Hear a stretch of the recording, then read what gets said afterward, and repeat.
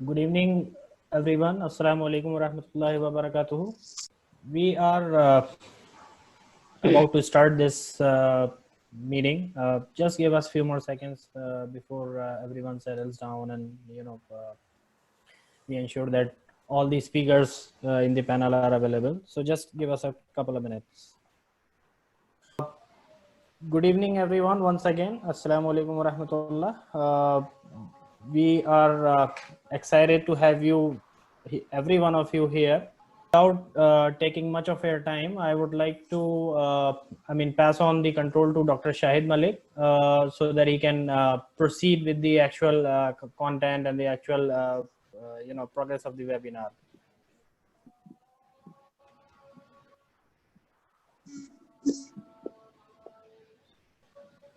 बिस्मिल्लाहिर्रहमानिर्रहीम। शुरू अल्लाह के नाम से जो बड़ा मेहरबान निहायत रहम फरमाने वाला है। First of all, I Dr. Mohammad Shahid Malik, Managing Director Rejima, welcome all of you with the Islamic greeting. Assalamu alaikum wa rahmatullahi wa barakatuh. May Allah peace, blessings and mercy be on all of you. मैं आप तमाम लोगों का खैर मकदम करता हूँ, इस्तकबाल करता हूँ। आज का theme the role of hijama in present health challenges और उसके सब topics how hijama improves immunity, skin care management through hijama, stress management through हिजामा।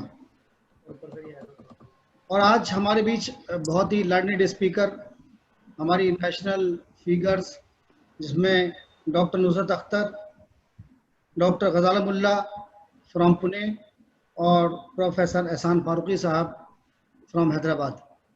हमारे लिए बड़ी खुशकिस्मती की बात है कि उन्होंने इसके लिए हमें परमिशन दी और हमारे पास काफ़ी लोगों का एक रिक्वेस्ट थी कि हम लोग इस पर हिजामा का क्या रोल इस सिचुएशन में, इम्यूनिटी के कॉन्टेक्स्ट में, कोविड-19 का जो लॉकडाउन चल रहा है उस कॉन्टेक्स्ट में उस पर बात की जाए। लिहाजा हमने तीनों स्पीकर्स को एंगेज किया और उसकी वजह यह है जो कुछ बातें इसकी बैकग्राउंड में है जो मैं आप तमाम लोगों के साथ शेयर करना चाहता हूँ। एक बात तो ये कि जो हिजामा है, जो हिजामा सिस्टम मेडिसिन का एक छोटा सा पार्ट कहलाता है, लेकिन हम पिछले 10 साल से हम लोग रेजिमा की टीम इस पर काम कर रही है। हमारा एहसास ये है कि ये एक बड़ी चीज यूनानी सिस्टम मेडिसिन के पास है जिस पर काम होना अभी बहुत कुछ बाकी है।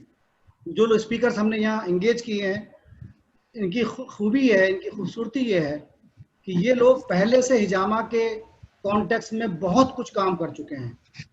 प्रोफेसर गजालमुल्ला साहिबा का 20 साल का एक्सपीरियंस है, प्रोफेसर एहसान फारूकी साहब का 13 साल का एक्सपीरियंस है और डॉक्टर नुसरत अख्तर का 10 साल का एक्सपीरियंस है।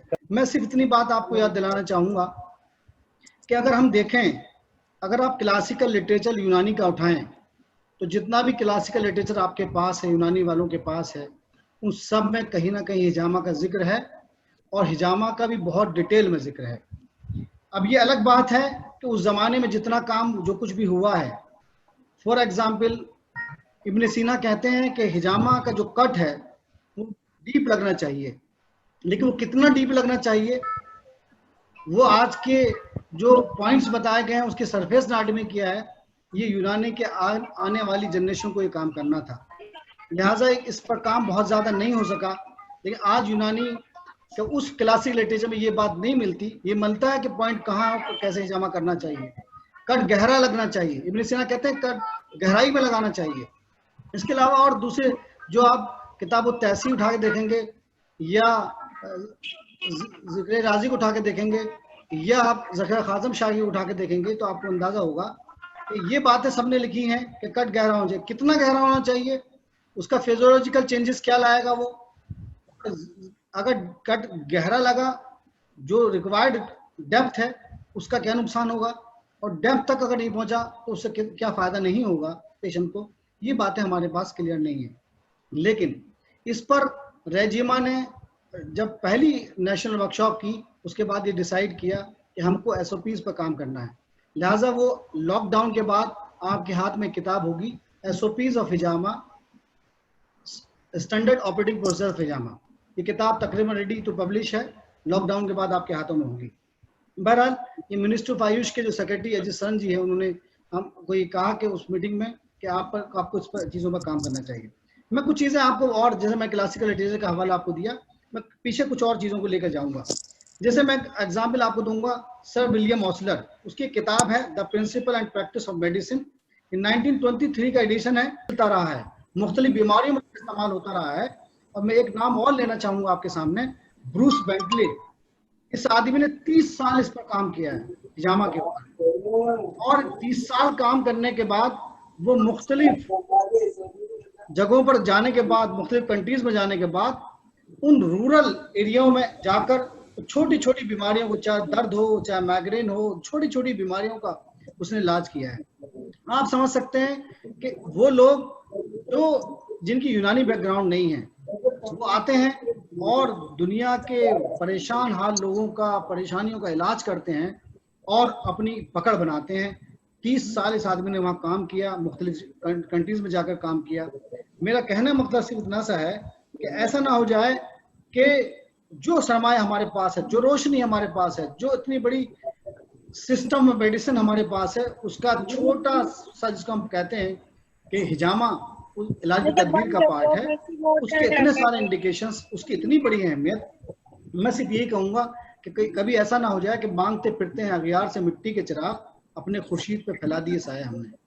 तो इतनी इंपॉर्टेंट रोशनी, ऐसी रोशनी, ऐसा इलाज जिस पर पूरी दुनिया का लोगों का इलाज आप कर सकते हैं। और मैं आपको अगर गलत बयान से काम न लूं तो आज जो पूरी दुनिया कार्सिनोमा से परेशान है, उसका इलाज भी इससे हो सकता है, बशर्ते कि जो लोग इस पर, हमारे भाई नॉन मुस्लिम ब्रदर्स हमारे कांटेक्ट में हैं, वो बराबर कहीं ना कहीं कुछ ना कुछ काम कर रहे हैं इसके ऊपर। और मैं एक बात ये कहना चाहूंगा कि आने वाला जमाना इलाज बिल तदबीर का होगा, इलाज बिल गिजा का होगा। आप इस बात को नोट कर लीजिए, आज इलाज बिल तदबीर और इलाज बिल गिजा का आने वाला जमाना होगा, और लोग बहुत तेजी के साथ इस तरफ आ रहे हैं, आ चुके हैं, और पूरी दुनिया इसकी तरफ रुख करेगी। मैं अपनी बात को, अपने फर्स्ट स्पीकर को बुलाने से पहले मैं इतना ही कहूंगा कि मगर वो इल्म के मोती किताबें अपने आबा की, जो देखें इनको यूरोप में तो दिल होता है सिपारा। मेरे सामने 3 बहुत अहम स्पीकर हैं। सबसे पहले मोस्ट सीनियर, उसके बाद सीनियर से मैं शुरू करूंगा। डॉक्टर नुसरत अख्तर, एमडी मौलवियात from Ajmal Khan Tibbiya college, director Rejima hijama clinic laser and skin care centre, treasurer scientific society of hijama registered India. इनका एक लंबा चौड़ा, और associate professor Asian college Aligarh. इनका एक लंबा चौड़ा काम 10 सालों में यूरिक एसिड, कोलेस्ट्रॉल, पीसीओडी, और आजकल पिछले कई सालों से कार्सिनोमा पे काम कर रही हैं। और उसी कॉन्टेक्स्ट में हम ऑन्कोलॉजी डिपार्टमेंट के साथ कोलैबोरेशन करके उस काम को आगे बढ़ाना चाह रहे हैं। तो बहरहाल डॉक्टर साहब का इस पर काम है। मैं डॉक्टर साहब से दरख्वास्त करूंगा, जो उनका टॉपिक है कि हाउ हिजामा इम्प्रूव्स इम्यूनिटी, अपना तजुर्बा और अपने ख्यालात का इजहार करें। 10 मिनट आपका टाइम है। 10-10 मिनट हम सारे स्पीकर्स को देंगे। उसके बाद आप तमाम लोगों से रिक्वेस्ट करेंगे क्वेश्चंस के लिए, अपने क्वेश्चन रेडी रखें, लेकिन इन बॉक्स में क्वेश्चन लिया जाएगा, आप इन बॉक्स में लिखें क्वेश्चन अपना, और जो क्वेश्चन रिपीट हो चुका होगा, उसका जवाब पहले दिया जा चुका है, उसको हम एंटरटेन नहीं करेंगे। मैं रिक्वेस्ट करूंगा डॉक्टर नुसरत अख्तर से, director Rejima, to start his lecture. अस्सलाम वालेकुम वरहमतुल्लाहि वबरकातुहू। आप सभी का खैर मकदम करती हूँ आज के वेबिनार में, जिसकी थीम है role of hijama in present health challenges. तो आज के प्रेजेंट सिनेरियो में जब हम देखते हैं तो जो हमें क्या नजर आता है, सबसे पहले हम देखते हैं कि एक बड़ा वायरल आउटब्रेक है, जिसकी जद में एक बड़ी इंसानियत का बड़ा हिस्सा आ चुका है।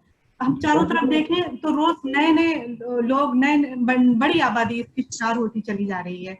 तो आज के दौर को अगर हम कोरोना एज कहें तो कुछ गलत नहीं होगा, लेकिन इन सब के साथ क्योंकि बीमारियां हमारी जिंदगी का हिस्सा होती हैं, और ऐसे बहुत सारे जो है बहुत सारे वायरल इन्फेक्शंस और आउटब्रेक्स आए हैं और चले गए हैं इंसानियत के साथ, कुछ इरेडिकेट हो गए हैं और कुछ इंसान उनके साथ जीने को मजबूर है। तो इन हालात में हमें क्या करना चाहिए? तो सबसे पहले जो है मैं इस पे गौर करती हूँ तो मुझे लगता है कि एक अच्छा साइन ये है कि जितने जितने लोग कोविड-19 का शिकार हो रहे हैं, तो हम देखते हैं कि बड़ी तादाद उसमें इम्प्रूव होके जा रही है।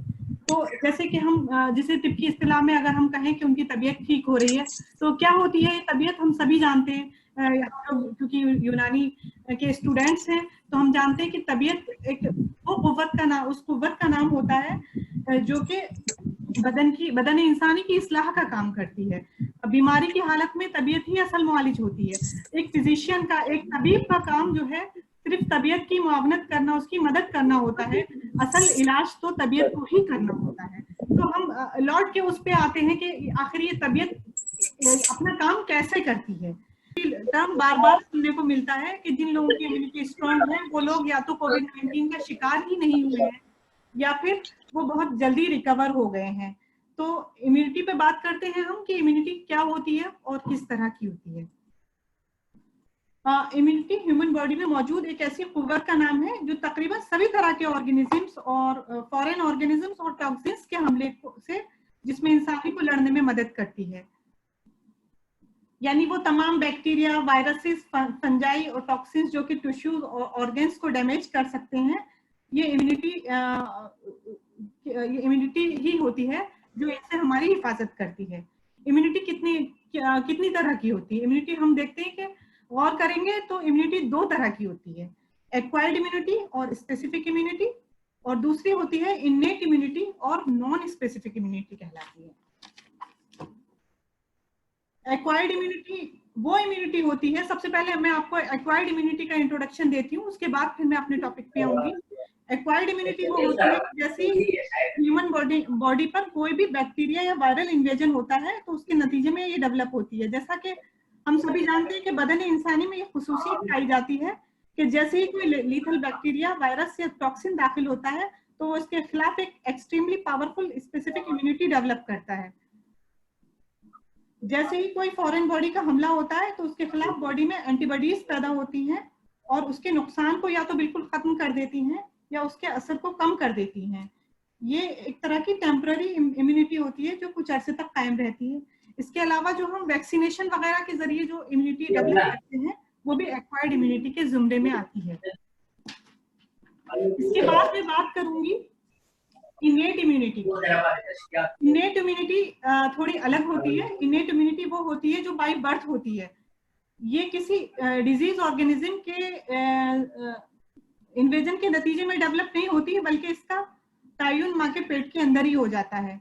ये ह्यूमन बॉडी में नेचुरली प्रेजेंट होती है, इसलिए इसको नेचुरल इम्यूनिटी भी कहते हैं। ये इनेट इम्यूनिटी तरह के एंटीजन से हिफाजत करती है। इनेट इम्यूनिटी में वो तमाम बैरियर्स इन्वॉल्व होते हैं जो इम्यून सिस्टम में फर्स्ट लाइन ऑफ डिफेंस का काम करते हैं। For example, phagocytosis of bacteria and other invader by white blood cells and cells of tissue macrophage. हम सभी जानते हैं कि जैसे ही ऑर्गेनिज्म बॉडी में इन्वेड करता है तो ग्रैन्युलोसाइट्स जो कि व्हाइट ब्लड सेल्स ही होती हैं, जिनकी साइटोप्लाज्म में एक सीक्रेटरी ग्रैन्यूल होता है, इसको इनगल्फ करती है यानी निगल जाती हैं। ये ग्रैन्युलोसाइट्स या तो ईस्नोफिल्स होती हैं या न्यूट्रोफिल्स या बेसोफिल्स, कुछ भी हो सकती हैं, लेकिन ये होती व्हाइट ब्लड सेल्स ही हैं। इसके अलावा resistance of skin to invasion by organism, cough reflex भी इसी तरह का इनेट इम्यूनिटी का पार्ट है। स्टमक एसिड होता है, म्यूकस होता है जो कि बैक्टीरिया और स्मॉल पार्टिकल्स को ट्रैप करता है। इसके अलावा टीयर्स और स्किन ऑयल में भी एंजाइम्स जो पाए जाते हैं वो सब इनेट इम्यूनिटी का पार्ट होता है। इसके अलावा ब्लड में कुछ केमिकल कंपोनेंट्स होते हैं जो कि ऑर्गेनिज्म के साथ अटैच होकर उसको डिस्ट्रॉय कर देते हैं, जैसे लाइसोजाइम जो कि एक तरह का म्यूकोलाइटिक पॉलीसैकेराइड है जो कि ऑर्गेनिज्म को किल करता है। इसी तरह बेसिक पॉलीपेप्टाइड्स होते हैं जो कि बहुत से ग्राम पॉजिटिव बैक्टीरिया से रिएक्ट करते हैं और उसको इनएक्टिवेट कर देते हैं। उसके अलावा नेचुरल किलर लिम्फोसाइट्स हमारे ब्लड में मौजूद होती हैं जो कि हमें बहुत सारे बैक्टीरिया और वायरल इन्फेक्शन से बचाती हैं। ये इनेट इम्यूनिटी ही होती है। जैसा कि हम सभी जानते हैं कि हम एनिमल्स के कांटेक्ट में रहते हैं, तो ये इनेट इम्यूनिटी होती है जो हमें एनिमल्स की बहुत सारी जो खतरनाक बीमारियां होती हैं उनसे बचा के रखती है, क्योंकि इनके कांटेक्ट में रहने के बावजूद भी इनेट इम्यूनिटी की वजह से इनसे महफूज रहता है। लेकिन ये इन्नेट इम्यूनिटी सिर्फ इंसानों में ही नहीं होती, ये जानवरों में भी पाई जाती है, एनिमल्स में भी होती है, जो कि ह्यूमन बीइंग्स को उनकी ह्यूमन बीइंग्स से की जो लीथल डिजीज होती है उनसे जानवरों की हिफाजत करती है। जैसे हमारे यहाँ इंसानों में measles, human cholera, syphilis, poliomyelitis वगैरह जो बीमारियां होती हैं, तो हमारे कांटेक्ट में आने वाले जो एनिमल्स होते हैं वो इसके लिए रेजिस्ट होते हैं। ये उनकी इन्नेट इम्यूनिटी का कमाल होता है। तो हाँ, अब मैं अपने टॉपिक पे आती हूँ कि हाउ हिजामा इम्प्रूव्स इम्यूनिटी। तो मैंने आपको बताया 2 टाइप्स की इम्यूनिटी होती है, एक्वायर्ड इम्यूनिटी और इन्नेट इम्यूनिटी। तो हिजामा के कॉन्टेक्स्ट में जिस इम्यूनिटी की बात करूंगी वो इन्नेट इम्यूनिटी होती है। तो ये इन्नेट इम्यूनिटी होती है जिसको हम हिजामा की मदद से बूस्ट करते हैं। अक्सर लोग सवाल करते हैं कि कुछ होता भी है या आप लोग वैसे ही कहते हो। तो इसका एक पूरा साइंटिफिक प्रोसेस है जो मैं आपको बताने की कोशिश करती हूँ। इस पे रोशनी डालते हैं। देखिए, जैसा कि हम सभी जानते हैं, हम हिजामा में सबसे पहले स्किन पर सक्शन के जरिए नेगेटिव वैक्यूम क्रिएट करते हैं और इसके नतीजे में वहां लोकल स्ट्रेस या कंजेशन होता है। इसके बाद हम इस सरफेस पर छोटे छोटे कट्स लगाकर स्टेरिफिकेशन करते हैं, यानी एक तरह से इंजरी या इलेक्टिव ट्रॉमा क्रिएट करते हैं। तो जैसे ही हम कट्स लगाते हैं तो इस सरफेस की तरफ ल्यूकोसाइटिक माइग्रेशन होता है।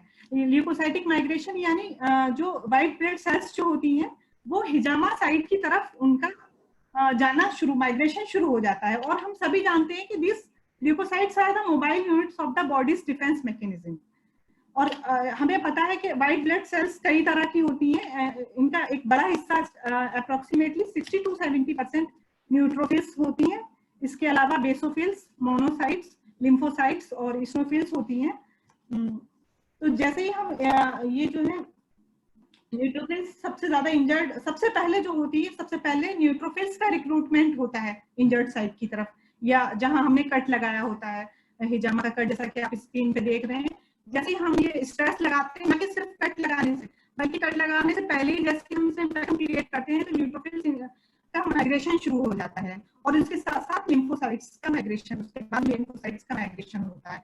उसके बाद जैसे हम स्टेरिफिकेशन करते हैं तो ये जो माइग्रेशन है ये बहुत तेजी से बढ़ जाता है और इसलिए यहाँ पे जो है स्ट्रेस साइट की तरफ सिक्रीट होना शुरू हो जाती है, रिक्रूट होती है और एक प्रोसेस होता है जिसको हम कीमोटैक्सिस कहते हैं, जिसके जरिए ये वहां पर जमा होती हैं।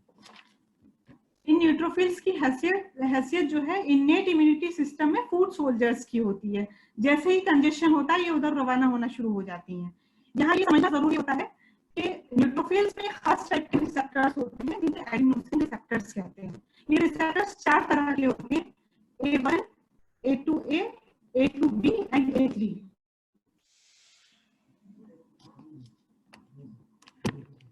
अब जैसे ही न्यूट्रोफिल्स साइड या इंजर्ड साइड पर पहुंचते हैं, ये एंजाइम, ये रिसेप्टर्स जो है एंजाइम रिलीज करना शुरू कर देते हैं जिसको एडिनोसिन डीएमिनेज एंजाइम कहा जाता है। एडिनोसिन डीएमिनेज एंजाइम इस साइट पे रिलीज होना शुरू हो जाता है और जैसे स्ट्रेसफुल कंडीशन में और ट्रॉमेटिक कंडीशन में ये बहुत ड्रामेटिकली, बहुत तेजी से बढ़ना शुरू हो जाता है।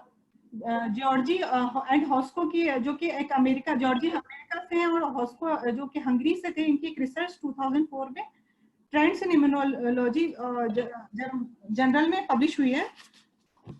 इसमें वो कहते हैं कि ये एडिनोसिन डीएमिनेज एंजाइम ही होता है जो कि इन्नेट इम्यूनिटी को बूस्ट करता है और इसको कंट्रोल और रेगुलेट करता है। वैसे तो ये एंजाइम लो कॉन्सेंट्रेशन में एक्स्ट्रा सेलुलरली हमेशा मौजूद रहता है, लेकिन लोकल स्ट्रेस और इंजरी की सूरत में इंट्रासेलुलर स्पेस में भी इसकी कंसेंट्रेशन में बहुत तेजी से बढ़ोतरी होती है। ये इसके बाद ये एडीए एंजाइम जो है वहां पे एलिबरेट होना शुरू हो जाता है। इसके बाद हम देखते हैं कि ये एडीए ही होता है जो, जिसके बारे में कहा गया है, बहुत सारे साइंटिस्ट ने कहा है कि जो इन्नेट इम्यून सिस्टम के डेवलपमेंट और मेंटेनेंस में की रोल अदा करता है। जेसिका मेनेलो जो कि इटली के स्कॉलर हैं, इनका एक रिसर्च पेपर है जो कि इंटरनेशनल जर्नल ऑफ कार्डियोलॉजी में 2016 में पब्लिश हुआ, जिसमें कि वो लिखती हैं कि टी लिम्फोसाइट्स जो इम्यून सिस्टम का बहुत इंपॉर्टेंट पार्ट है और जो बोन मेरो में बनते हैं और बॉडी को बहुत सारे वायरल और बैक्टीरियल इन्फेक्शन से बचाने के साथ साथ कैंसर सेल्स से भी फाइट करते हैं। तो इनके proliferation, maturation and proper functioning के लिए एडिनोसिन डीएमिनेज एंजाइम का हाई कॉन्सेंट्रेशन में होना बहुत जरूरी है।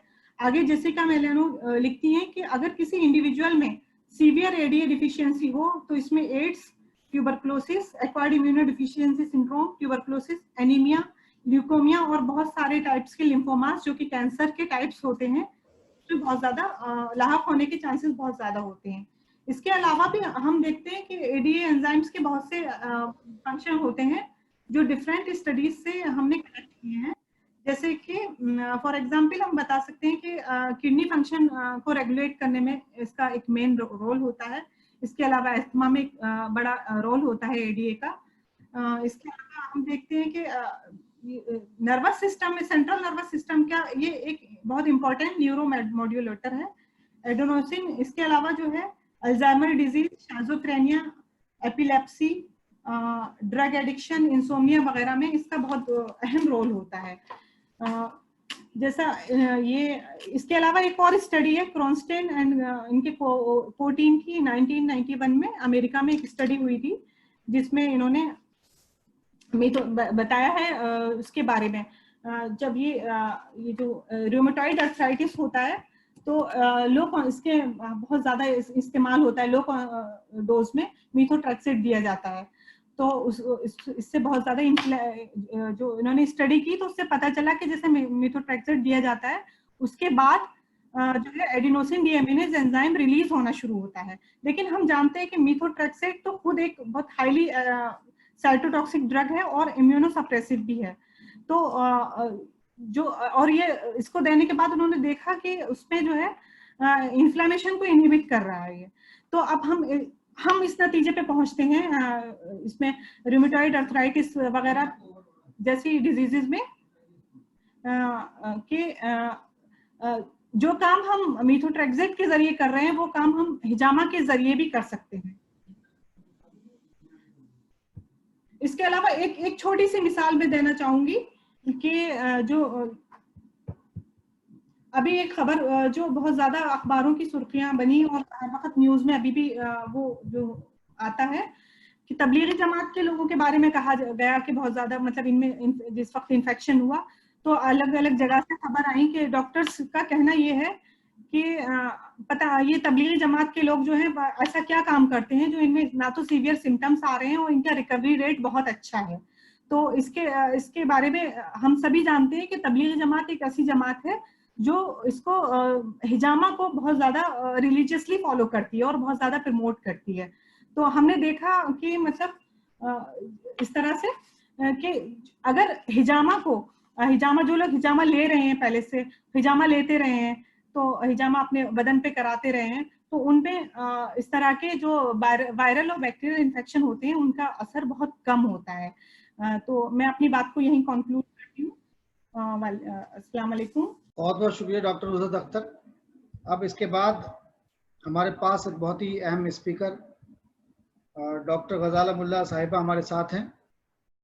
अब मैं डॉक्टर नुसरत अख्तर साहिबा की गुफ्तगू आपने सुनी और उससे अंदाज़ा आपको हुआ होगा कि हिजामा का जो इफ़ेक्ट है वो लोकल और सिस्टमिक इफ़ेक्ट दोनों इफ़ेक्ट आते हैं हिजामा के। और उस सिलसिले में जो काम अब तक हो रहा है पूरी दुनिया में और हम लोग भी पिछले 10 सालों से कर रहे हैं तो आप देख सकते हैं कि हिजामा का स्कोप बहुत बड़ा स्कोप है। हिजामा तमाम उन ऑटोइम्यून डिजीज में किया जा सकता है और ऑटोइम्यून डिजीज में बहुत अच्छे इसके नताइज हैं, जिससे ऑटोइम्यून डिजीज जैसे rheumatic arthritis, eczema, psoriasis, lichen planus, इस तरह की तमाम डिजीज में इसको हिजामा को कराया जा सकता है और कराना चाहिए। उसका फ़ायदा बहुत ज़्यादा फ़ायदा मिलता है और पेशेंट एक बड़ी तादाद ऐसी है जो पेशेंट जो सही तरीके से हिजामा किया जाए और उसके साथ में उनका इलाज भी किया जाए। हिजामा के ताल्लुक से बात बहुत ज़रूरी है कि बात समझना ज़रूरी है कि हिजामा कई बार सिर्फ हिजामा से कुछ चीज़ों का ट्रीटमेंट किया जा सकता है, कई बार हिजामा दवा के साथ और कई बार हिजामा ग़िज़ा के साथ। और हिजामा एक ऐसा मोड ऑफ ट्रीटमेंट है जो अर्बन डिजीज को बहुत अच्छे से ट्रीट करता है, वो अच्छे से क्योर करता है। और मैं ये ज़रूर कहूँगा आपसे डॉक्टर गजाला मुल्ला साहिबा को बुलाने से पहले कि जैसे किसी शायर ने कहा कि वो जो किताबें हैं, हम अपनी किताबों को पढ़ें, अपने लिटरेचर को पढ़ें, हमारे पास इतना कीमती सरमाया हमारे पास है। उस सिलसिले में कहूँगा किताबों में हो गोताजन ए यूनानी अतिब्बा, अल्लाह अता करे तुमको जिद्दत किरदार। किताबों में गोताजनी करनी पड़ेगी, पॉन्डरिंग ओवर करनी पड़ेगी, किताबों में उतरना पड़ेगा, और उसके बाद आपको ये मिलेगा कि जो खजाना हमारे पास है उसमें कैसे मार्फत के मोती आपके पास हैं, कितनी कीमती चीज़ें आपके पास हैं, वो तमाम चीज़ें आपको मिलेंगी। मैं ये बताना चाहूँगा आपको कि डॉक्टर गजाला मुल्ला साहिबा का टॉपिक है skin care management through hijama. और आज के कोविड का जो कॉन्टेक्स्ट है हमारा, इसमें इन्फेक्टेंट डिसइंफेक्टेंट का इस्तेमाल करने पर काफ़ी जोर दिया जा रहा है, तो due to excessive use of disinfectant.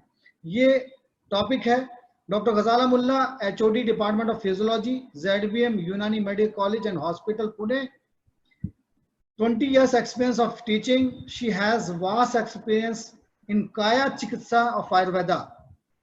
She has vast experience in medical genetics. She writes a book on hijama, so many national and international papers, and she has awarded as a best teacher. So I would like to request Dr. Ghazala Mullah to deliver his speech on the subject skin care management through hijama. बस मैं एक बात और आपको ज़हन नशी करा दूं गजाला मुल्ला साहिबा की स्पीच से पहले कि जब अल-कानून फित्तिब आप जब पढ़ते हैं शेख और रईस की इब्न सीना की, तो आप देखेंगे जो कपिंग की शुरुआत की है हिजामा का, जो पहली लाइन लिखी है इब्न सीना ने, वो लाइन ये है कि cupping purifies the skin and underlying tissues better than venesection. मैं रिक्वेस्ट करूंगा डॉक्टर गजाला मुल्ला से अपनी स्पीच शुरू करें। अस्सलाम वालेकुम। Can you see me? Yes. Hello. Assalamu alaikum. Yes. Assalamu alaikum everyone.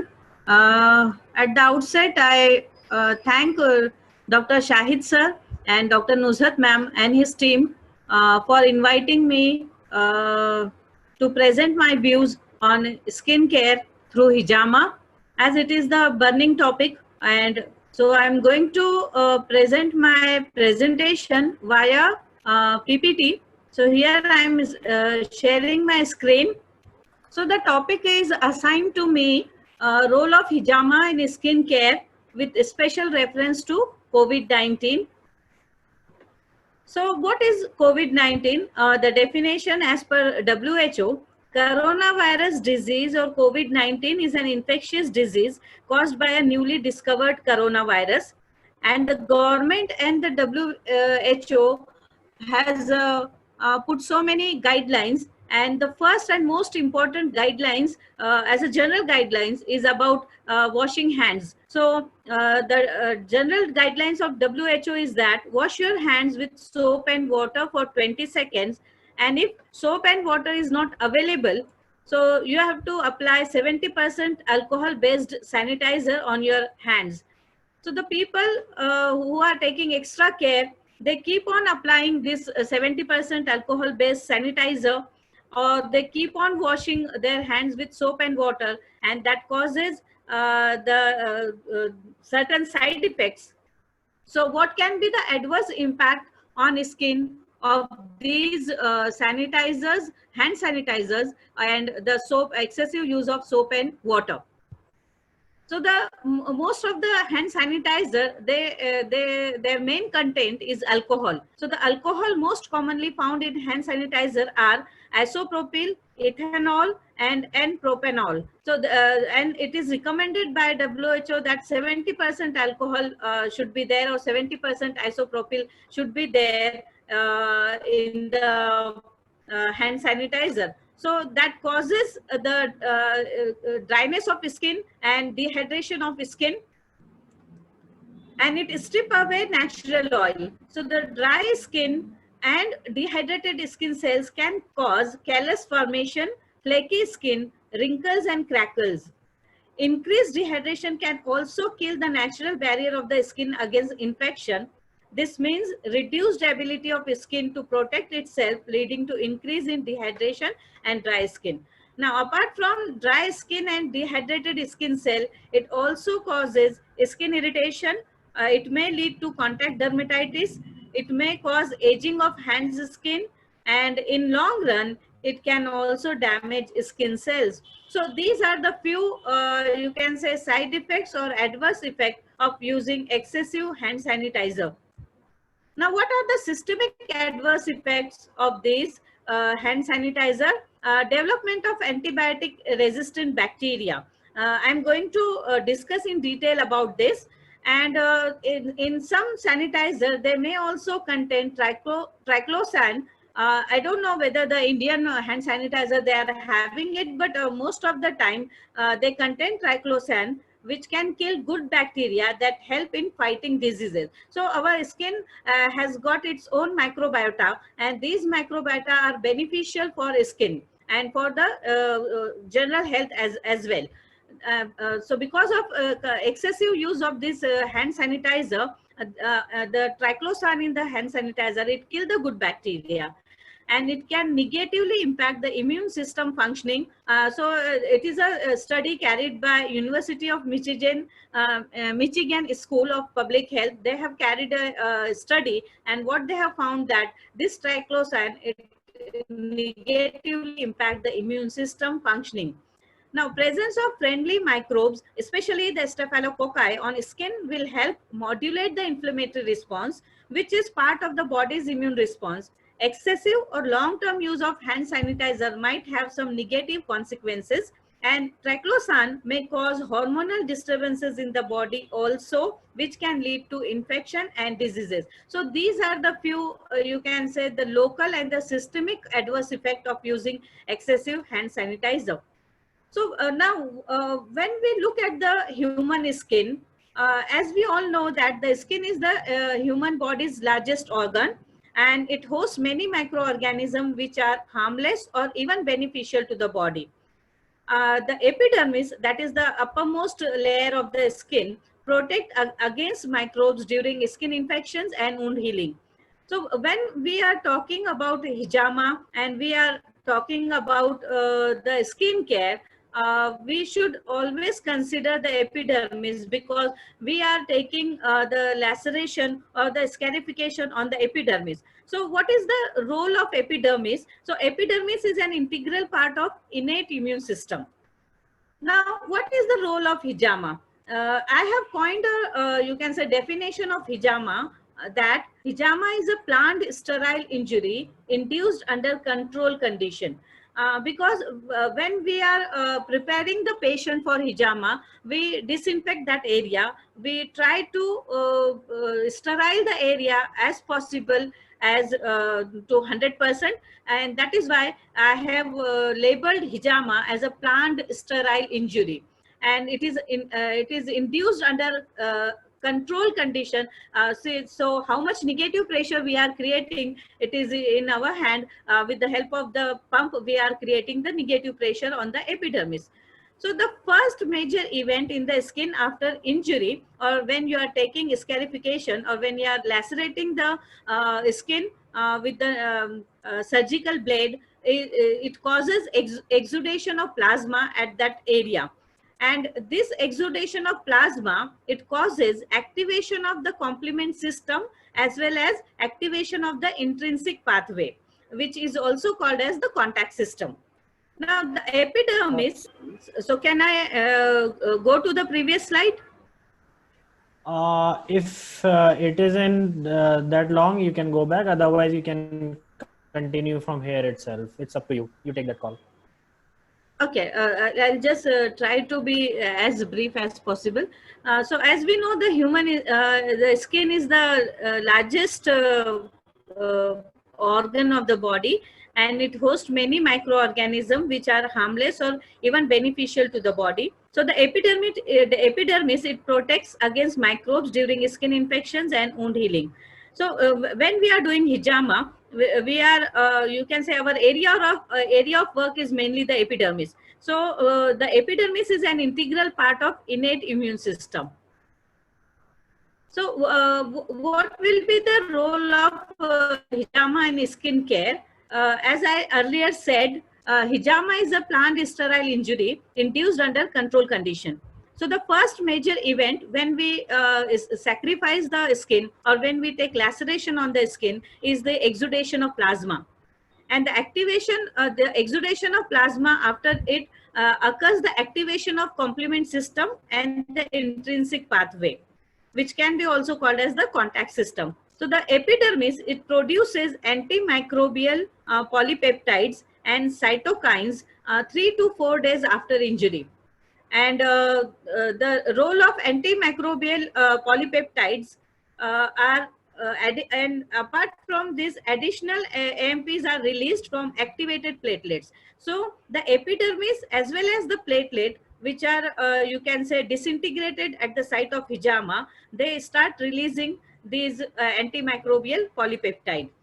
And they are also the complement activation causes generation of chemotactic factors such as C3A and C5A, which leads to attraction of leukocytes. So mainly what happens when we do hijama, there is a, you can say, stimulation of the cytokines, and there is a activation of antimicrobial polypeptides. So the cytokines known to induce AMPs, that is antimicrobial polypeptides, in human keratinocytes. So when we are dealing with the skin cells are the keratinocytes. So the epidermal keratinocyte releases neutrophil chemotactic cytokines such as CXCL1 and interleukin 8.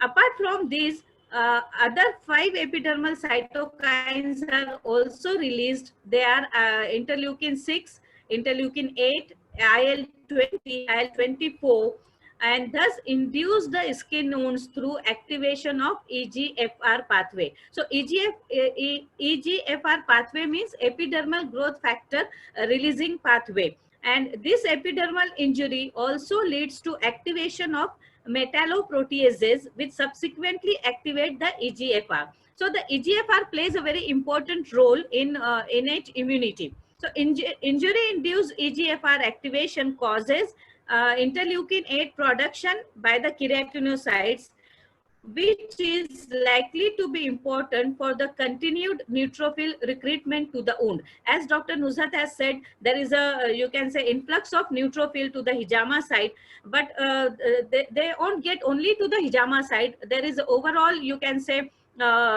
stimulation of the neutrophil, and as we know, the neutrophil they have got phagocytic action. So here what I am stressing more is what are the chemical substances and what are the mechanism that brings the neutrophil to the hijama site. So when we want to say ourselves as a specialist of hijama, so we should be knowing the each and every detail. So everybody knows that whenever there is an inflammatory condition, there is an influx of neutrophil, macrophages and monocyte to that area. But what are the factors that brings the neutrophil to that particular area? So the hijama causes the innate immunity to release 3 antimicrobial polypeptide. This is my last word because this is very important thing, that apart from other antimicrobial polypeptide, the most important are the human B defensin 3, neutrophil gelatinase associated lipocalin, and secretory leukocyte protease inhibitor. Now these get activated, and they get activated through the epidermal growth factor receptors. And what are the most important functions of these 3 cyclic?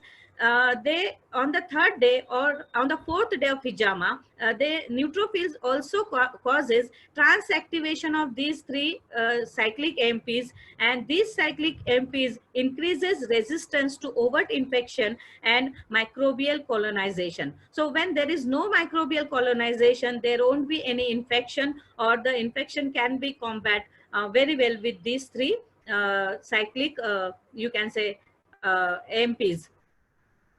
And these are my references. So there are several clinical studies and research has been done on the innate immunity. What is the role of innate immunity in case of skin injury or in case of wound healing. So these are my references. So any question anybody is having, they are welcome. Thank you. Thank you very much. This is Dr. Ghazalamullah. Very nice lecture, very impressive lecture. And मैं एक बात यहाँ और share करना चाहूँगा अपने तिब्बा कराम को और लोगों को कि फेशियल कपिंग आप तमाम लोग जानते हैं, ब्यूटी कपिंग पर बहुत कुछ काम हो रहा है पूरी दुनिया के अंदर। मैं एक बात और क्लासिकल लिटरेचर की तरफ आपको फिर से लेके जाना चाहूँगा कि इब्ने सीना ने एजिंग प्रोसेस को रोकने के लिए जो तरीका बताया है वो इस वेबिनार के लास्ट में आपको बताऊंगा। इब्ने सीना ने कैसे क्या बताया कि एजिंग प्रोसेस को कैसे डिले किया जा सकता है। आज जानते हैं आप, कौन आदमी चाहेगा कि वो बूढ़ा ना हो, उसकी स्किन खराब ना हो उसकी। और जेनेटिक्स पे जो काम पूरी दुनिया में आज है, और जेनेटिक्स इस वक्त सबसे बर्निंग टॉपिक है पूरी दुनिया के अंदर। आपके यहाँ जेनेटिक्स पर इतना काम है और इतनी किताबें आपके पास मौजूद हैं। जैसे मैं एक हवाला आपको दूं, ऐनुल हयात, बाबर के साथ में एक तबीब आया था मोहम्मद बिन यूसुफ हरवी। मोहम्मद बिन यूसुफ हरवी की किताब है ऐनुल हयात, बहुत ही खूबसूरत किताब है, बहुत इंपॉर्टेंट किताब है।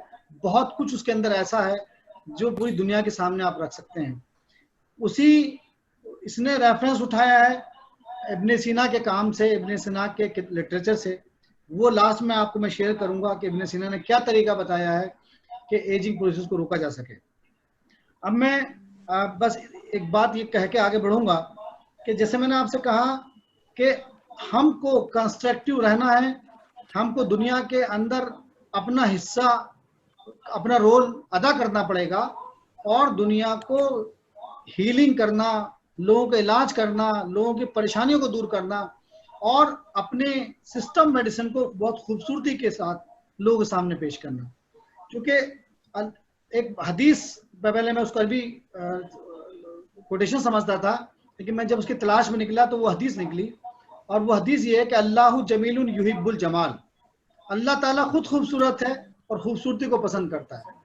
हमें अपने अपने काम को, अपने तरीक़ेकार को, अपने सिस्टम मेडिसिन को बहुत ही खूबसूरती के साथ लोगों के सामने, दुनिया के सामने रखना होगा और लोगों की ज़रूरत बनना पड़ेगा। और जब लोगों की आप ज़रूरत बनेंगे तो ये खूबसूरती, जो बदन की खूबसूरती, वो भी सामने निखर के आएगी और आपके काम की खूबसूरती भी निखर के आएगी। मैं बस यही कहूँगा कि अपने तिब्बा कराम से, अपने साथियों से, अपने सीनियर से, अपने जूनियर से, कि जैसे किसी शायर ने कहा, तू अगर मेरा नहीं बनता तो ना बन, अपना तो बन।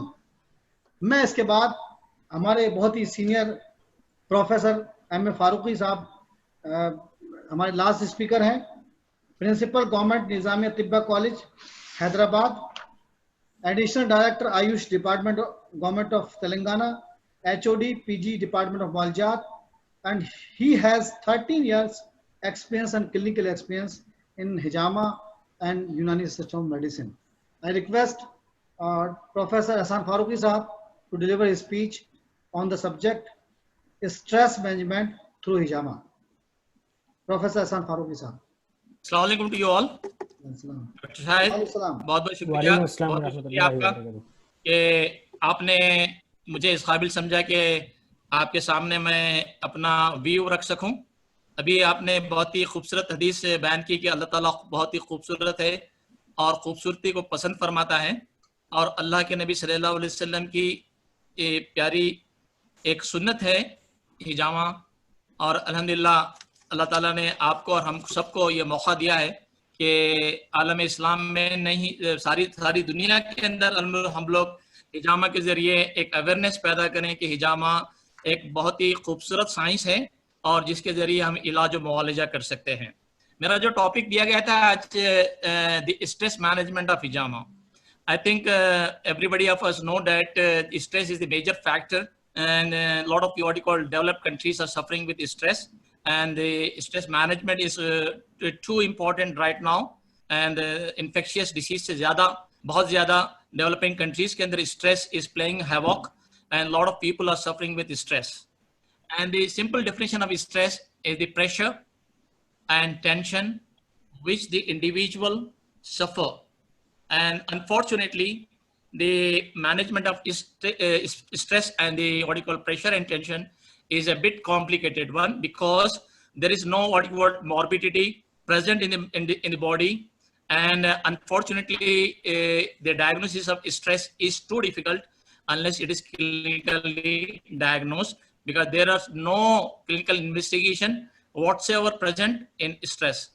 And usually stress causes ferocious communication between hypothalamus and pituitary body, and they manufacture and release the true stress hormones in our body, and they are dopamine, epinephrine, also known as adrenaline, and norepinephrine, also known as noradrenaline, and especially cortisol, cortisol.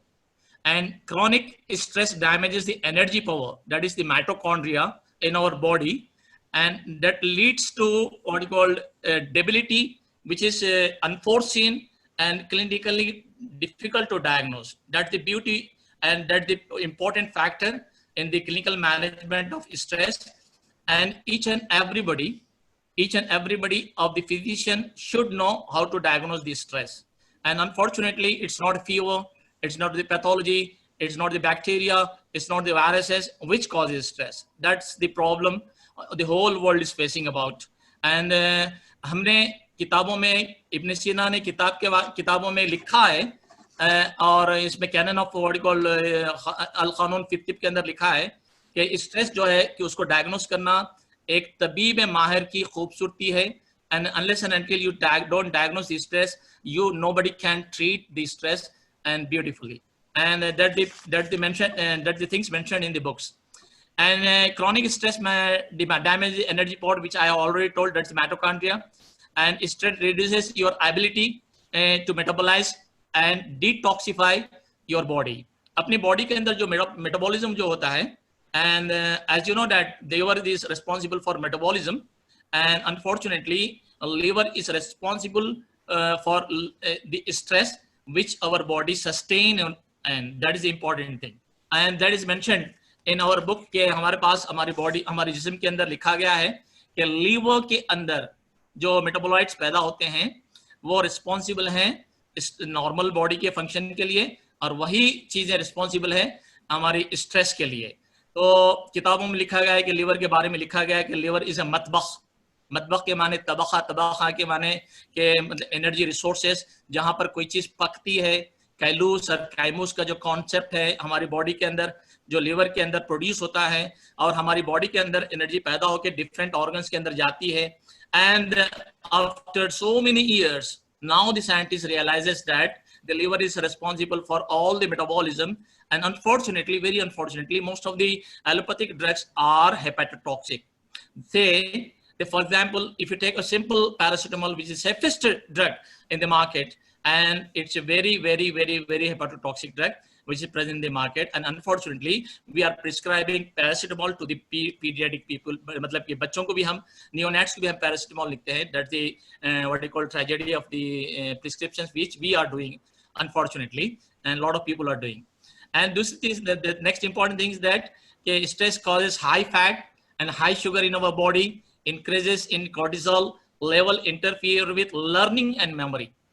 And we see and in what you call chronic people who are suffering with stress, there is a lot of what you call problem in learning and a lot of problem with memory also. This is very, very important point. And unfortunately, those people who are having what you call मतलब के जो जितने भी intellectuals होते हैं, और ये intellectual बहुत ज़्यादा stress की वजह से बहुत ज़्यादा memory loss करते हैं at a very, very young age. That's the problem which we are facing in this what you call developing countries, and day to day practice के अंदर हम लोग महसूस कर रहे हैं. और सबसे important चीज क्या है कि मतलब कि blood pressure इसका increase हो जाता है stress की वजह से, cholesterol increase हो जाता है stress की वजह से, and unfortunately the individual will end up in heart disorders, cardiac disorders. That's a very, very, very, very important thing which people should know about the stress also. And the signs of stress is usual then. Signs are depression or anxiety, anger, irritability, restlessness, and feeling overwhelmed and unmotivated or unfocused, and trouble sleeping, or excessive sleep, both are there, making bad decisions, and it's very usually happens, and raising thoughts and constant worry. People will not be stable at all for a given time, and problem with memory and concentration, as I already told you, making bad decisions. It's very very important. मतलब कि stress की वजह से अभी recently Joy एलुकास नामी जो company है उसका जो मैनेजर था, he committed suicide. He is a billionaire. और ये दुबई की 14 मंजिला बिल्डिंग से ये कूद कर मर गया, और ये committed suicide and due to stress only.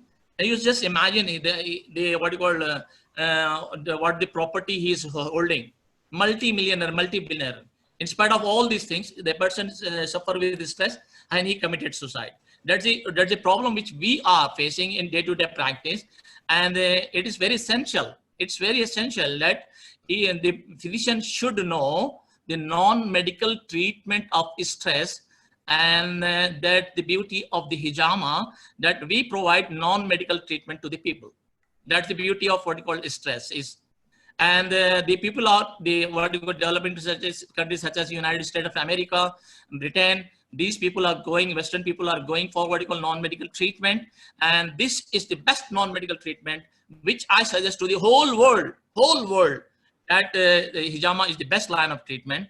And fortunately, those people who knew Islam, those people who knew Allah subhanahu wa ta'ala and is the Prophet Hazrat Muhammad Mustafa sallallahu alaihi wasallam, and those people who know hadith, they will always follow the what you call hijama.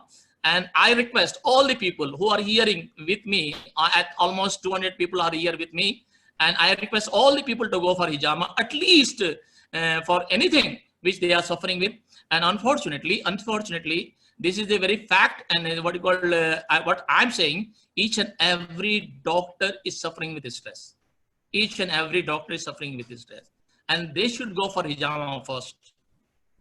And unless until you don't go for hijama, you are not supposed to what you call educate the people the beauty of hijama. Now the concept is Unani concept. Unani concept is very important. Say the stress is due to sauda, okay, and sauda is caused by 4 elements. Okay, sauda is a part of the 4 elements. Khun, that is known as blood; phlegm, that is known as balgam; safra, that is known as bile; and sauda, that is known as black bile. Okay, now these 4 elements are caused by themselves. Ihtiraq khun causes sauda hai damvi. Ihtiraq balgam causes sauda balgami. Ihtiraq safra causes sauda safravi, and ihtiraq sauda itself, it causes sauda saudavi. So the thing is that the very important thing is that you must understand what is sauda first. Each and everybody is having sauda, but the bad sauda is causing havoc, and bad sauda is ihtiraq balgam, ihtiraq khun, ihtiraq safra, and ihtiraq sauda itself. तो ये जो चार चीजें हैं बहुत important है, मतलब कि हमारी बॉडी के अंदर जो टॉक्सिन्स पैदा होते हैं, what are these toxins are? What is the basics of toxins as per the Unani system of medicine? Is there any what you call clear-cut definition of toxins in the what you call modern medicine? Toxins are nothing but the element which causes disease condition to the normal physiology, that is the normal body. And these toxins are nothing but created by the ihtiraq khun, ihtiraq balgam, ihtiraq safra, and ihtiraq sauda. That is known as sauda ve damvi, sauda ve balgami, sauda ve safravi, and sauda ve saudavi. And this is a toxins which can be eliminated beautifully through hijama and through FASD, that is the FASD, that is the elimination of blood through the veins. That alhamdulillah we have started doing it. We have started doing it since last almost 3 years, and we are getting excellent results. So now the question is, the last part of my what you call is the way to do hijama in what you call the person who is suffering with stress. And now I would like to show the first slide. I think you are seeing it, and I am showing it to the what you call through the papers. And this is the first slide. And here I have mentioned it. There are 2 points. One is 1 in 55, that's on the what you call base of the cervical region, and first of the thoracic part, 1 in 55 point, and there are 2, 3, and 36. These are the point 2, 3, and 36. Here I am going back myself. This is point, this is the point, and this is the point. These are the three very important points. This is the first slide, and this is the second slide is very important, and that is the forehead, the middle part of the forehead. That is the number 101. This point is called as 101. This is very, very important. This point is very, very important. Okay, and again there are four points on the back. That's the 9 and 10 and 7 and 8. Again, I want to show you where it is. These are the points, along with 155, along with 155, and this is the second point which we should do. And another point is 120, and this is the point which I want to show you. If it is clear, if you people can see, it is chest point in between what you call pectoral, the sternum, at the center point of the sternum. Now the thing is that the question is that these are the 3-4 points which I want to mention. It scalp pajama is very, very, very, very wonderful. Scalp pajama, and perform the scalp hijama after removing the hairs, because the people are using what you call doing hijama without removing the hairs. I think that's what you call it's not convenient, it's not advisable, because you cannot what you call do hijama by using negative pressure and creating new devices over the scalp. And I advise you people to go for hijama by removing the complete hairs, and it's very convenient. And I advise you to go for hijama for at least once in what you call fortnight, that is 15 days, for at least four times or 6 times. And the fact is that I'm seeing a lot of cases, such cases, and alhamdulillah, I'm not using any sedations, any tranquilizers, any what you call sedative pills to these people, and they are using this what you call the therapy in my clinic at Hyderabad, and a lot of people are very satisfied. And I would like to say that hijama is the ultimate therapy, and one should follow hijama and educate hijama to the people who are suffering with stress and the people who are suffering with sleeplessness, and advise them not to use what you call tranquilizers and what you call sedatives, because a lot of people are using what you call tranquilizers and sedatives, and they are suffering with what you call chronic stress. And unfortunately, we are seeing patients who are using these medicine for almost 5 to 10 years, and they are losing their what you call normal life. And UC's life is very, very precious, and preserve it. And I would like to thank all the people over here who have given their excellent presentations, and Dr. Nusrat, Dr. Ghazala, I would like to thank Dr. Ansari and Dr. Shahid, Rajima Clinics, and these people have done wonderful job. And alhamdulillah, माशाल्लाह आपने बहुत बड़ा काम किया है. ये एक नबी सल्लल्लाहु अलैहि वसल्लम की सुन्नत को आम करने का बहुत बड़ा ऊंचा काम किया है. And I would like to support you people, and inshallah in the coming days we'll put a conference in Delhi or in Hyderabad regarding this what you call hijama. And in lockdown conditions, in such a conditions where we are not moving from our places, this is a very what you call good what you call presentations, and carry forward. And alhamdulillah, मैं सब लोगों को मुबारकबाद देता हूँ कि आप लोगों ने बहुत अच्छा काम किया. जज़ाकल्लाह, शुक्रिया, जज़ाकल्लाह. Thank you very much professor Hasan Farooqui साहब. इसके बाद हम क्वेश्चन आंसर लेंगे, लेकिन ये बात और सामने जो आई है हमारे, वो ये कि हिजामा वेलबींग और इम्यूनिटी के कॉन्टेक्स्ट में एक बेहतरीन इलाज भी तदबीर है. एक ऐसा इलाज है जिससे इंसान की इम्यूनिटी और उसको वेलबींग के लिए, उसको फिट एंड फाइन रखने के लिए किया जा सकता है, और आने वाली बीमारियों से उसको बचाया जा सकता है. लेकिन कोविड-19 के सिलसिले में लॉकडाउन पूरे कंट्री में चल रहा है, तो ये एक इलेक्टिव प्रोसीजर है, लिहाजा अभी इसके पर पाबंदी है. ऐसा ना हो कि आप कल से जाके हिजामा शुरू कर दें और किसी परेशानी में पड़ जाएं. एक बात. दूसरी बात यह है कि हिजामा के ताल्लुक से जो स्टरलाइजेशन का पूरा तरीका है उसको जरूर अपनाएं. हमारे कंट्री में भी और कंट्री के बाहर भी पूरी दुनिया में स्टरलाइजेशन का एक तरीका है, उस प्रोटोकॉल को अपनाना होगा. मेडिकल बायो वेस्ट हर डॉक्टर को लेना होगा. इसके अलावा वो तमाम चीजें भी सीखनी होंगी कि कितना गहरा, कितना लंबा कट होना चाहिए, कब कितनी देर लगना चाहिए, किन पॉइंट पे जामा करना चाहिए, किन पॉइंट्स पे कौन से नंबर का कप लगाना चाहिए, कहाँ हिजामा करना है कहाँ नहीं करना है, कॉन्ट्रा इंडिकेशंस इंडिकेशंस पूरी तरह से पता होने चाहिए। और जैसे प्रोफेसर एहसान फारूकी साहब ने बहुत अच्छी एक बात लास्ट में कही कि कितनी बार हिजामा हो, कुछ क्वेश्चन भी आ रहे हैं लोगों के इनबॉक्स में, वो ये कितनी बार हिजामा हो। अगर मैं प्रोफेसर ए के जॉन की बात को सामने रखूं, उसकी रिसर्च को सामने रखूं, तो वो ये है कि जो आरबीसी की जो लाइफ साइकिल है वो 120 दिन है, और आरबीसी से जो dead cells, RBC ghost, senile cells, immature cells, ये जितनी भी चीजें आरबीसी के डिस्ट्रक्शन के नतीजे में सामने आती हैं या उसकी एबनॉर्मलिटी के सिस्टम में सामने आती हैं, अगर हम उसको वहां से एक्सक्रेट आउट कर रहे हैं, लेडिंग कर रहे हैं उसकी, तो 120 दिन का मतलब ये हो गया कि 4 महीने। तो साल में 2 से 3 दफा अगर कोई वेलबींग के लिए हिजामा करा रहा है तो 2 से 3 दफा काफी है। जैसे मैंने आपसे कहा कि चूंकि साइंटिफिक उसका जवाब ये है कि 120 दिन उसकी लाइफ साइकिल होती है 120 की आरबीसी की, और हमारा पूरी जो सिस्टम है, जो हमारा पूरा जो हिजामा का थ्योरी है, वो आरबीसी के चारों तरफ इर्द गिर्द घूमती है।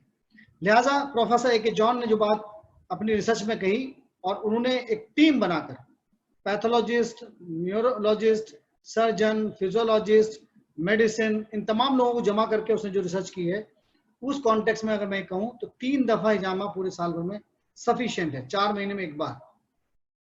अदरवाइज अगर कोई कंडीशन है बीमारी की, वो डॉक्टर डिसाइड करेगा, हिजामा करने वाला डिसाइड करेगा उसको कितनी सिटिंग करनी है और कितने टाइम पे करनी है। बहरहाल ये जो चीजें हमारे सामने आई बहुत इंपॉर्टेंट चीजें हैं। अब मैं कुछ क्वेश्चंस डॉक्टर गजाला, डॉक्टर नुसरत और डॉक्टर एहसान फारूकी साहब आप लोगों के लिए आए हैं, मैं पूछना चाहूंगा आप लोगों से। अब्दुल्ला अंसारी साहब, डॉक्टर गजाला मुल्ला साहिबा को अनम्यूट कर दें जी। एक सवाल ये है कि हैंड सैनिटाइजर, गवर्नमेंट का काफी इस पर जोर है, हैंड सैनिटाइजर या hand washing, which will be more better to sanitise the hands in clinical hours or day-to-day life? The best option is any soap and water. In any government, you can say information platform, if you see, the first preference is they say that you should wash your hands with soap and water for 20 seconds. The duration is also important, for 20 seconds. And if soap and water is not available, then only you have to go for the hand sanitizer. Hope I have answered. Thank you.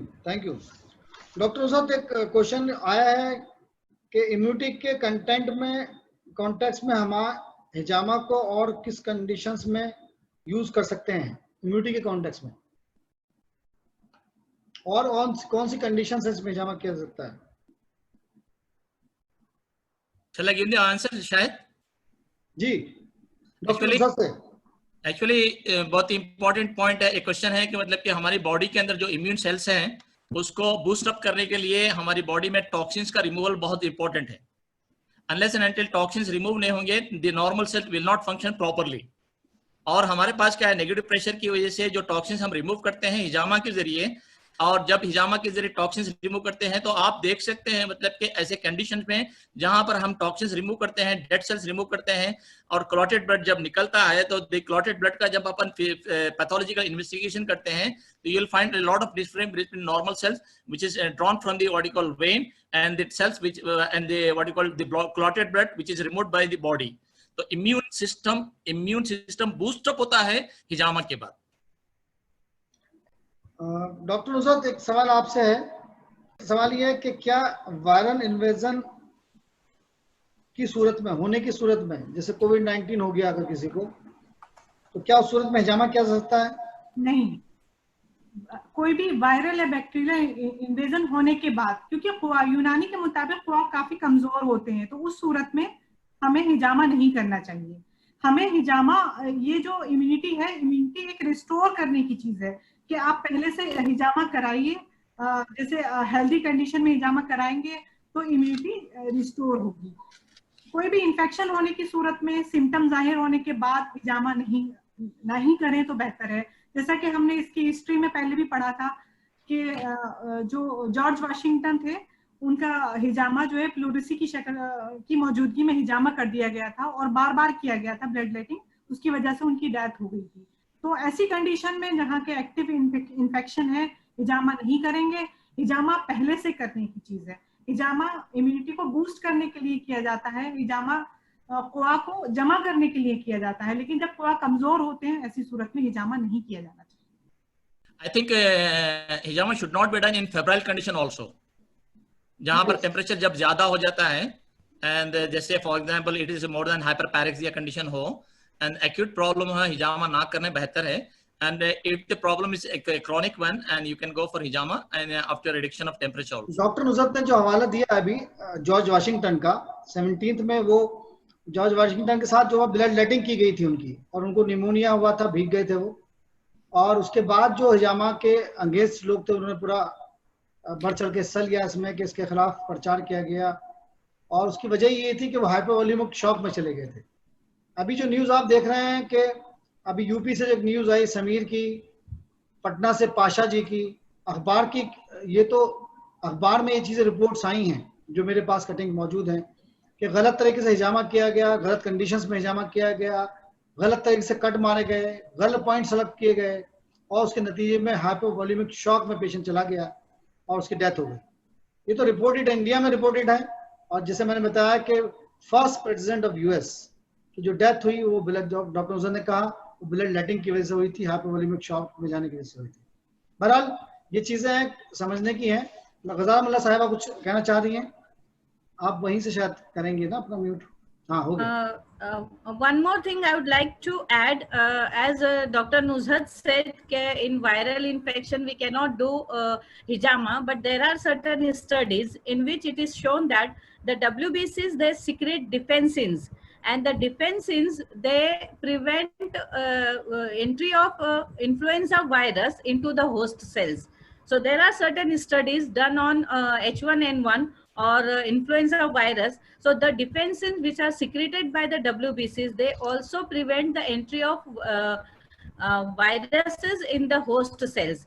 And regarding जैसे Farooqui sir ने कहा कि हम fever में हिजामा नहीं कर सकते, तो कुछ पेपर्स मैंने पढ़ी हूँ और जिसमें ये लिखा गया है कि जर्मनी में औरतें जो है वो जब छोटे बच्चों को फीवर होता था तो उन लोग ड्राई कपिंग करते थे, वेट कपिंग नहीं करते थे। सो dry cupping can be done when a person is having fever.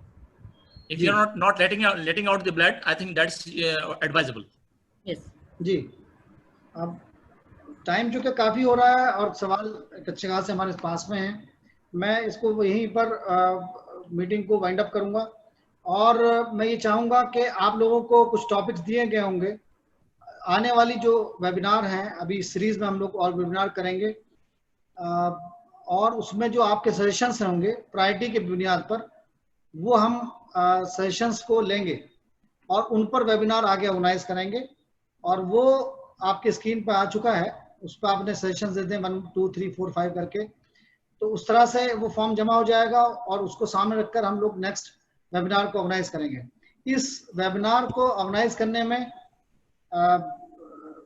सॉफ्टेंशियल solutions जो हमारी आईटी की टीम है, जिसके हेड अब्दुल्ला अंसारी साहब हैं, उनका बहुत शुक्रिया कि उन्होंने ये ज़ूम को हमारे लिए परचेज किया। क्योंकि हमारे सामने जो रजिस्ट्रेशन आए, मोर देन 350 रजिस्ट्रेशन थे, तो हमारे लिए मुमकिन नहीं था कि हम फ्री में काम कर सकें। तो हमने उनसे रिक्वेस्ट की, तो उन्होंने ये स्पॉन्सरशिप अपने जिम्मे ले ली कि हम इसका पैसा पे करेंगे ज़ूम को, और ये परचेज करके हम वेबिनार ऑर्गेनाइज करेंगे। इसके लिए हमारा बहुत शुक्रिया। इसके अलावा साइंटिफिक सोसाइटी ऑफ हिजामा, जो इंडिया की मेरी मालूमात के मुताबिक पहली और अकेली बॉडी है जो गवर्नमेंट ऑफ इंडिया से नेशनली रजिस्टर्ड है on the name of hijama, scientific society of hijama, registered by government of India. उसके अलावा रेजिमा इंस्टीट्यूट ऑफ स्पेशल एजुकेशन जो कोर्सेज कराती है, उसका बहुत शुक्रिया, और अपने तमाम स्पीकर्स का शुक्रिया कि उन्होंने हमें टाइम दिया। और बस मैं अपने यूनानी अतिब्बा कराम से यही रिक्वेस्ट करूंगा कि पढ़िए, किताबों को पढ़िए, आपके पास मार्फत के मोती और ऐसी चीज़ें, एक पावर हाउस, रोशनी का पावर हाउस आपके पास मौजूद है, जिसको आप पढ़कर अपनी ज़िंदगी में, अपने क्लिनिकल एक्सपीरियंस में लाकर दुनिया की परेशानियों को इलाज कर सकते हैं, उस परेशानी से निकाल सकते हैं। और आपके पास वो सिस्टम उस मेडिसिन मौजूद है जो आगे बढ़कर, देखिए महीना उसी का है जो आगे बढ़कर थाम लेता है उसको। और मैं यही कहूंगा कि सिर्फ और सिर्फ इस शेर को अल्लामा इकबाल के सामने रखिए कि शाही कभी परवाज से थक कर नहीं गिरता, पुरदम अगर तू है तो नहीं खतरा उफ्ताद। बहुत बहुत शुक्रिया तमाम लोगों का। और नेक्स्ट जो आपके सामने फॉर्म गया है उस पर आप क्लिक कर दें और उस सीरीज में नेक्स्ट वेबिनार हम लोग ऑर्गेनाइज करेंगे। और लास्ट बात जो रह गई वो ये कि इब्ने सीना ने, जो गजाला मुल्ला साहिबा ने उस तरफ बात को मोड़ दिया, इब्ने सीना ने जो बात कही है वो ये कि जहां उसने कुछ और बातें बताई हैं कि बुढ़ापे को कैसे डिले किया जा सकता है, एजिंग प्रोसेस को कैसे डिले किया जा सकता है। उसने बताया कि ड्राई कपिंग करने से बदन की हरारत और रुतूबत वापस आ सकती है, उसको मेंटेन किया जा सकता है, लंबे समय तक मैनेज किया जा सकता है, ये उसने लिखा है। और उसने कहा है कि अगर बुढ़ापा को रोकना है, उस एजिंग प्रोसेस को रोकना है, तो फेस से लेकर बॉडी के डिफरेंट पोजीशंस पर ड्राई कपिंग कीजिए। कई बार होता क्या है कि हम ड्राई कपिंग को इग्नोर करते हैं। अगर आप, गजाला साहब ने कहा कि आप लिटरेचर पढ़ेंगे, आप रिसर्च पेपर्स पढ़ेंगे, सिर्फ आप हिजामा या कपिंग या हिस्ट्री ऑफ हिजामा या वेट कपिंग करके डालेंगे आप, तो 625 से ज्यादा रिसर्च पेपर तो मैं कलेक्ट कर चुका हूं अब तक। और मैं देख रहा हूं कि इतना वास्ट स्टडी इस पर हुई है, इतना वास्ट काम हुआ है। और एहसास दुख इस बात का होता है कि ज्यादा काम और लोगों का है। जो काम हमें करना चाहिए था और बहुत पहले करना चाहिए था, वो दूसरे लोगों ने काम किया, आगे बढ़ के दूसरे लोगों ने काम किया है, उस पर साइंटिफिक स्टडीज की हैं और साइंटिफिक प्रेजेंटेशंस किए हैं। और 1-2 साल नहीं, 30 साल लोगों ने अपनी जिंदगी के लगाए। आप हैरान हो जाएंगे उनके काम को देखकर। तो ये, और तो उस पर जो हिजामा बिन नार है, हिजामा नारिया है, उस पर बहुत काम हुआ है। और जैसे अभी आपके सामने आया कि इब्ने सीना ने उतने टाइम पहले कह दिया था कि हिजामा जो ड्राई कपिंग है उसकी क्या इंपॉर्टेंस है। उसने काफी डिटेल में डिस्कस किया है इब्ने सीना ने। उसके बाद जितने लोग आते हैं यूनानी मेडिसिन के, उनको आप देखेंगे उन्होंने बहुत डिटेल में इसका डिस्कस किया है। हाँ, जरूर उस जमाने में कुछ इशारे किए गए हैं, तो उन इशारों पर को स्टडी करना हमारा काम है, उस पर गौर करना, तदब्बुर करना, पॉन्डिंग ओवर करना और उसको और खूबसूरती से उस कली को फूल बना के पेश करना हमारा काम है। मैं आप तमाम लोगों का, अपने स्पीकर्स का, प्रोफेसर हसन फारूकी साहब, प्रोफेसर गजाला मुल्ला, डॉक्टर नुसरत अख्तर, अब्दुल्ला अंसारी और तमाम अपने दिब्बा कराम और वो लोग जो इसमें अभी तक इसमें जमे रहे, और जैसे मैंने आपसे कहा कि ओवरवेलमिंग रेस्पॉन्स आपकी तरफ से आया है, बहुत बहुत शुक्रिया, जज़ाकल्लाह खैर, शब्बा खैर। आज चूंकि शब कदर भी है, तो उसका भी आप इतनी बड़ी चीज, जिसमें ऐसा इलाज जिसको प्रॉफिट ने इतनी बार कहा हो, इतनी हदीस मिलती हो, तो इससे आगे बढ़कर प्रॉफिट सल्लल्लाहु अलैहि वसल्लम ने अपने जिस्म मुबारक पर करवाया हो, और एक दफा नहीं कई मरतबा करवाया हो। कितनी ऊंची चीज है, कितनी बड़ी चीज है, उसको हमारे सामने रहना चाहिए और इसको दुनिया के सामने साइंटिफिक तरीके से हमें पेश करना है और उस पर काम करना है। बहुत बहुत शुक्रिया तमाम लोगों का, जज़ाकल्लाह खैर। बहुत बहुत शुक्रिया डॉक्टर शाहिद मलिक और बाकी स्पीकर्स का भी मैं शुक्रगुजार हूँ। इस मीटिंग को ख़त्म करने से पहले चंद बातें कहना चाहूँगा, बहुत क्विक। उसमें सबसे पहली बात तो ये है कि क्योंकि because I am from IT and I am handling all those kind of background stuff of this, so there are few things which I would like to address. First thing is थोड़ी सी शुरुआत में दिक्कतें हुई इस पूरे उसमें, उसके लिए मैं माजरत चाहता हूँ। और जो लोग इसको पूरा नहीं सुन पाए, कुछ लोगों ने मिस कर दिया, कुछ लोगों की शिकायत आई, उनके साथ कुछ सेटअप इश्यूज थे या जो भी, तो उनके लिए हम इसकी रिकॉर्डिंग को जैसे ही हमें मौका मिलेगा इसको अपलोड करेंगे YouTube पर, और उसकी एक लिंक आप सब लोगों के साथ शेयर कर देंगे, ताकि आप इसको, अगर जिन लोगों ने अटेंड किया है वो भी थॉरोली उसको रिवाइज करना चाहें कर सकते हैं, जिन लोगों ने मिस कर दिया है वो भी उसको हासिल कर लें। दूसरा पॉइंट मेरी लिस्ट में जो है वो ये है कि कुछ क्वेश्चंस ऐसे हैं जो हमारे पास आए जिनको हम अटेंड नहीं कर पाए, और ये अक्सर होता है। तो इसके लिए since because I'm from IT background, what we are planning is we are coming with more and more IT solutions to be focused towards not just medical science, because otherwise medical science is kind of very ahead. It's specific on Ilaj bil Tadbir and Unani stream. So we are coming up with many solutions that would focus IT solutions in this regard. For example, discussion boards, these kind of meetings, different kind of webinars which you can attend right sitting in your drawing room, sitting in your study. I guess that's all we have. We would share the certificates in like 2 days time, so I guess you guys would bear with us with that. Thank you very much. Thanks a lot. मुझे बहुत ज़्यादा खुशी है कि इस तादाद में इतने ज़्यादा लोग इस वेबिनार में जुड़े हमारे साथ, और हम कोशिश करेंगे based on your feedback that we would come back with another webinar of this kind real soon. जज़ाकल्लाहु खैर. अल्लाह हाफिज़. Thanks. Bye.